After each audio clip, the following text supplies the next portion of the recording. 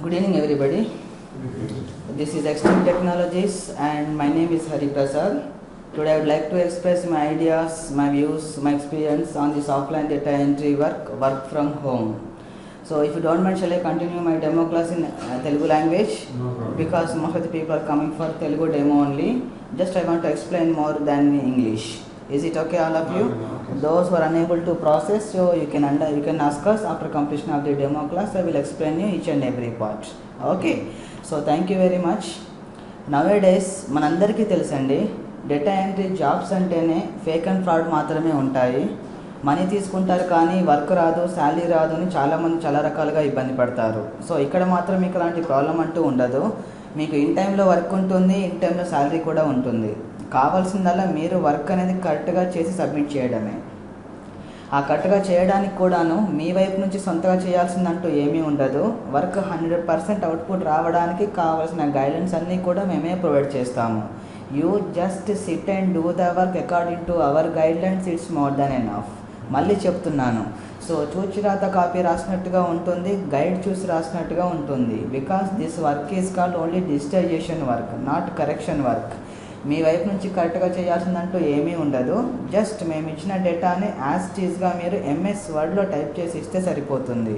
No need to correct any spelling errors and no need to correct any grammatical errors. Okay, so work nature గురించి మళ్ళీ ఒకసారి explain చేస్తాను మీకు. ఇది completely offline data entry work from home అండి.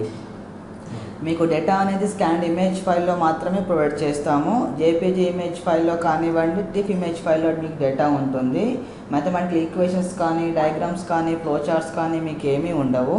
Only plain text matter. దాన్ని మీరు as టీజ్గా MS వర్డ్లో type చేసి ఇస్తే సరిపోతుంది. No need to cut any spelling errors and no need to cut any grammatical errors. Just type whatever you see in the image file, it's more than enough. That means even if you find any mistake in your image file, type the mistake only అని చెప్తున్నాను.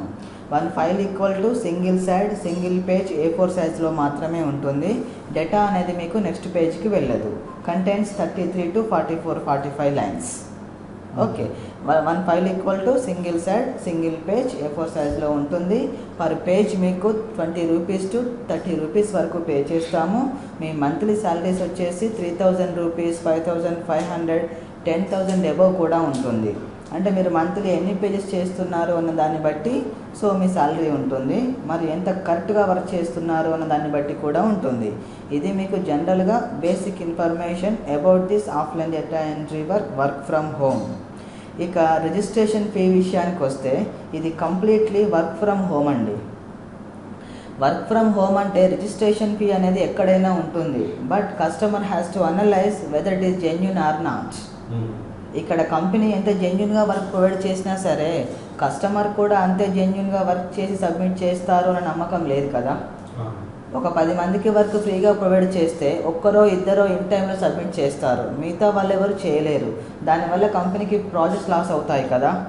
So అందుకోసమని to get rid of the spam workers ఈ registration fee అనేది ఎక్కడైనా ఉంటుంది. But customer has to analyse whether it is genuine or not. నేను pay చేసే మనకి సెక్యూరిటీ ఉందా లేదా చూసుకోవాలి, నాకు ఎవ్రీ మంత్ కరెక్ట్గా శాలరీ వస్తుందా లేదా చూసుకోవాలి. సో ఈ కంపెనీ కరెక్ట్గా ఉంటుందా లేదా కూడా చూసుకోవాల్సి ఉంటుంది. ఓకే, ఎందుకంటే ఇక్కడ మనందరికీ తెలుసండి, బయట వర్క్ వచ్చేంత వరకు మీకు వర్క్ ఎలా ఉంటుందో తెలియదు. అంటే ముందుగా డబ్బులు కట్టేసి వెళ్ళిపోతారు, వర్క్ వచ్చేంత వరకు వర్క్ ఎలా ఉంటుందో తెలియదు. తీరా వర్క్ వచ్చిన తర్వాత ఎలా చేయాలో అర్థం కాదు. కాల్ చేస్తే రెస్పాన్స్ సరిగా ఉండదు, మీకు వచ్చినట్టుగా నచ్చినట్టుగా చేసి సబ్మిట్ చేస్తారు, ఇట్ గోస్ టు రిజెక్షన్. అలా ఉండకూడదు. వర్క్ అనేది టాప్ టు బాటమ్ మొత్తం ఎలా చేయాలి అన్న విషయం మనకు ముందుగానే తెలియాల్సి ఉంటుంది. ఇక్కడ మీరు ఆఫీస్కి వచ్చి వర్క్ చేస్తున్నారనుకోండి, మా మానిటరింగ్లో ఉంటారు కాబట్టి అవుట్పుట్ ఆటోమేటిక్గా వచ్చేస్తుందండి. కానీ మీరు ఎక్కడో ఇంటి దగ్గర నుండి వర్క్ చేస్తారు, ఏమవుతుందంటే first important goes to personal activities, next it goes to the work. Time ఉంటే చేస్తారు, లేకపోతే లేదు. సో దానివల్ల ఏమవుతుంది అంటే సో స్పామ్ వర్కర్స్ అనేది ఎక్కువ అవుతారు. దానివల్ల కంపెనీకి ప్రాజెక్ట్స్ లాస్ అవుతాయి. సో అందుకోసమని ఈ రిజిస్ట్రేషన్ ఫీ ఎక్కడైనా ఉంటుంది. But customer has to analyse పర్ఫెక్ట్గా ఉందా లేదా అనేసి. కానీ ఇక్కడ మేము జెన్యూన్గా ప్రొవైడ్ చేస్తున్నాము అని చెప్పినంత మాత్రం సరిపోదు. Here you have to analyse it whether it is genuine or not. అది ఎప్పుడు తెలుస్తుంది అంటే ఈ 3 hours డెమో క్లాస్ అటెండ్ అయినప్పుడు మాత్రమే తెలుస్తుంది అది జెన్యూన్ అవునా కాదా అన్న విషయం. వర్క్ ప్రొవైడ్ చేసే విధానాన్ని బట్టి తెలుస్తుంది అది జెన్యూన్ అవునా కాదన్న విషయం. So first of all I request you, don't think about the registration fee, first think about work ఎలా ఉందో చూడండి. ఫస్ట్ ఈ వర్క్ అంతా పర్ఫెక్ట్గా ఉన్నట్టయితే, ఈ కంపెనీ జెన్యూన్గా ఉందని క్వాలిటీస్ ఉన్నట్టయితే, then think about the registration fee. ఈ డెమో క్లాస్లో మీకు వర్క్ ఎలా చేయాలి, ఎలా చేయకూడదు, ఎలా చేస్తే మీకు శాలరీ అలాట్ అవుతుంది, తెలిసి తెలియక తప్పులు చేస్తే వాటిని ఎలా కరెక్ట్ చేసుకోవాలి, ఎర్రర్ చెకింగ్ టూల్స్ ఎలా అప్లై చేసుకోవాలి, కంపెనీకి కావాల్సిన విధంగా 100% వర్క్ ఎలా సబ్మిట్ చేయాలి, ఈ గైడ్లైన్స్ అన్నీ ప్రొవైడ్ చేయడం జరుగుతుంది.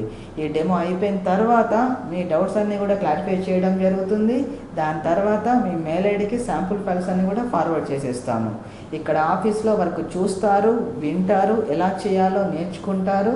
ఇంటికి వెళ్ళిన తర్వాత ఇచ్చిన ఫైల్స్ తోటి చేసుకొని చూసుకుంటారు. దెన్ అప్పుడు ఈ వర్క్ చేయగలము అన్న కాన్ఫిడెన్స్ వచ్చినట్టయితే then think about registration fee. Otherwise not compulsory. Loss అంటూ ఏమీ లేదు కదా, రైట్? సో ఫస్ట్ మరి వర్క్ ఎలా ఉంటుందో చూద్దామా, రైట్? సో ఈ డెమోలో నేను ఎక్స్ప్లెయిన్ చేస్తున్నాను, దానిపైన మాత్రమే కాన్సన్ట్రేట్ చేయండి, ఓకేనా?